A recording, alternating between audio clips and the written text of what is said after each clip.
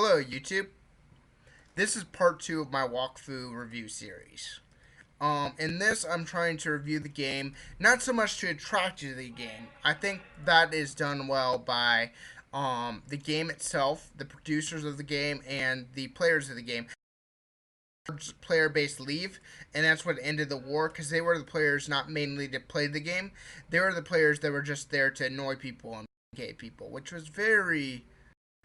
It's the reason some of my friends quit the game and other reasons why my friends quit the game. I came back after taking the hiatus from this game.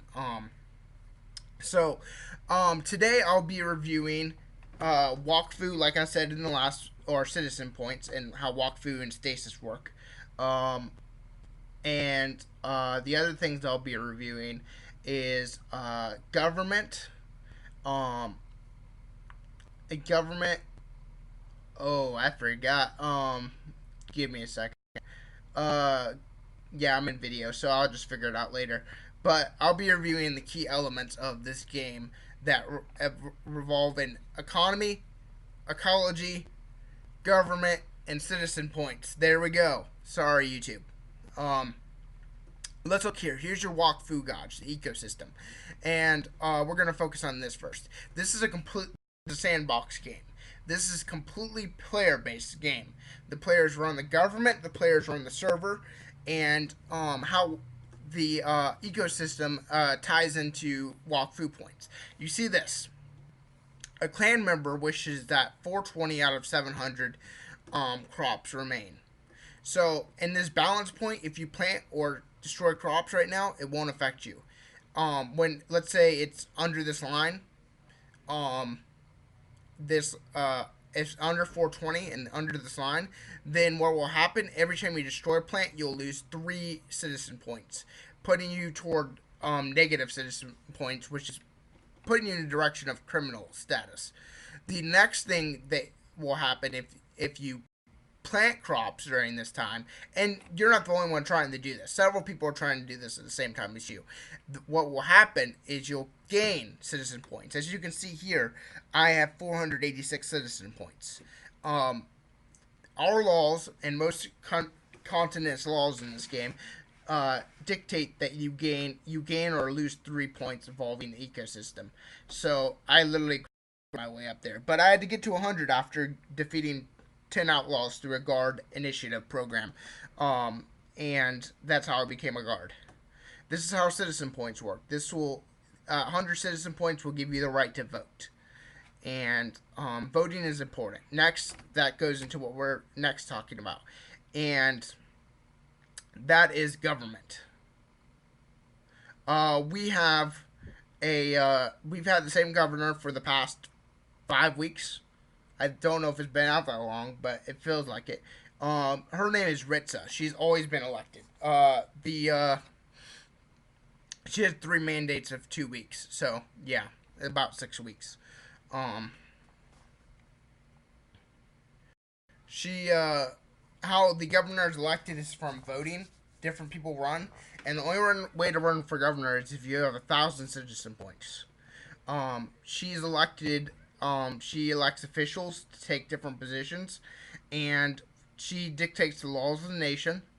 Um, she also dictates domestic policy, um, what the clan member bonuses are in different places around this place. Um, she also dictates the alliances, and we are currently still at war. They said the war ended. I don't believe them. We're still at war with Brakmar, while everybody else is allied with us and them just to stay safe.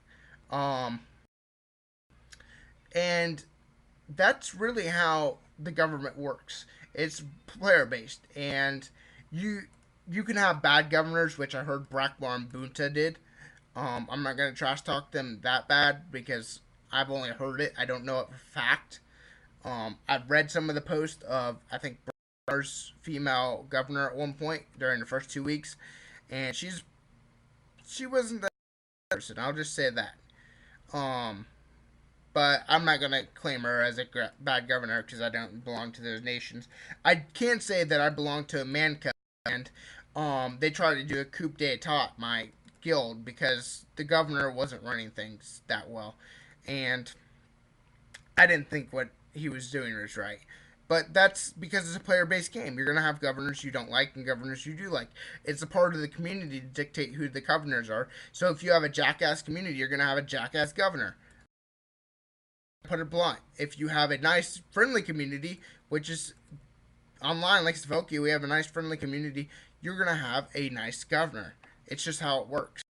Um, there's some exceptions in the first few weeks of this game because you don't know that many people. But by this point, you know almost everybody. My guild, for example, has really disbanded.